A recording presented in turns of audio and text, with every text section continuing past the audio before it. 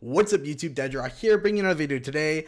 Plans to change. I decided to do a double upload now that I ended up not being as busy as today. So that's what I'm going to be doing. Stick around, you guys, and we're going to be talking about hand traps and the hand trap meta, and whether or not it's good or bad for the game. But before we get into just talking about the hand trap specifically, we're going to do a little background knowledge. First off, we've been receiving hand traps, I think, since for a while now. Max C and Effective Healers were some of the first hand traps. There might have even been other ones, but those were the two very first most powerful hand traps that we've seen in the game. And these hand traps quickly saw play. Some later than others, like Max C started to see play right away, but it started to see be playing more and more and more, so much to the point where it got banned because of how fast the game of Yu-Gi-Oh was growing and becoming more about comboing off and special summoning and doing more, whereas Max C would literally make it so your opponent had to end their turn, and then they would lose their next turn because they get OTK'd because they never had the Max C. Crazy things like that. And then we saw more an influx of hand traps coming in, with such as the Ghost Girls, Ghost Ogre, Ash Blossom, Winter Cherries. Now Ghost Bella is also even going to be doing some things in the meta. And this, we're not going to get into whether this is good or bad, but now we're going to go a little bit background. Yu-Gi-Oh has always been a game that's very, very strong if you go first. A lot of times in the meta, you would choose to go first.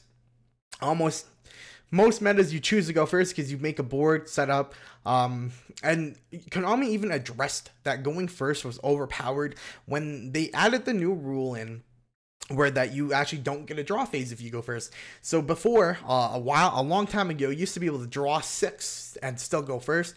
Now where you only start with 5 if you're going first, 6 if you're going second, which nerfed, but didn't kill going first, because going first is still the most powerful thing to do in the game right now, and decks that choose to go first are the best decks. I don't think we've seen a going second deck actually like win or be the absolute most best powerhouse deck of the format. We have seen decks that have been really strong going second, such as Mech Knight Invoke and Spiral right now. Very strong decks to go second. Mech Knight and Vote choose to go second because they work off your field, whereas Spiral, they can either go for either first or second, and try to break boards or combo off. But going first, 90% of the time when you win that dice roll, when you're playing the best tier decks, you're gonna choose to go first, and that's just fact and what it is right now. So that's what I have to say about going first. And that's going to lead into my opinion on hand traps being really healthy for the game. Because hand traps give me a chance to interact with my opponent when I'm going second and they're going first. So I don't just have to sit around and, watch them build a board that I can't break, or watch them build something I can't deal with. It's a lot more interactive. It makes your opponent think more, it makes each player think more of what they need to effectively hit with the hand trap, or what they need to effectively not hit with the hand trap, as such as you guys would know. It brings a lot more mind games into the mix, trying to bait your opponent off with your terraformings or your Candina so you can get off your Pot of Desires and stuff like that. That's very, very big examples of that. Now imagine if right now we never had any hand traps in the game. We have decks like Goki, decks like Spiral, and just many other combo decks that don't allow you to play. Where Goki consistently extra link while they're not getting hand traps, so much to the fact that they run Called by the Graves, something to counter the hand traps in the main deck, so that they can go off and try to still make that extra link board and negate whatever they can. So I think just going to show is that Konami even put stuff in to counter the hand traps. Goes to show that they are knowledgeable about the game and how to make going first not as overpowered, even though it is still more powerful than going second. And we see this with cards like, Mind Drain, Called by the Grave and stuff like that, that they at least put in the counter. But if you're drawing one of your 5 cards is Called by the Grave, your combo is going to be a lot less powerful. Even though you're going to be able to get it off, it's not going to be as powerful as it could have been. So that's minusing a card in their deck or in their hand just to be able to still go off. So personally, I do believe that right now we're probably at the perfect balance of hand traps. Who knows, it could get crazier, and there could be hand traps that don't allow you to play. But right now, I think we're at the best part.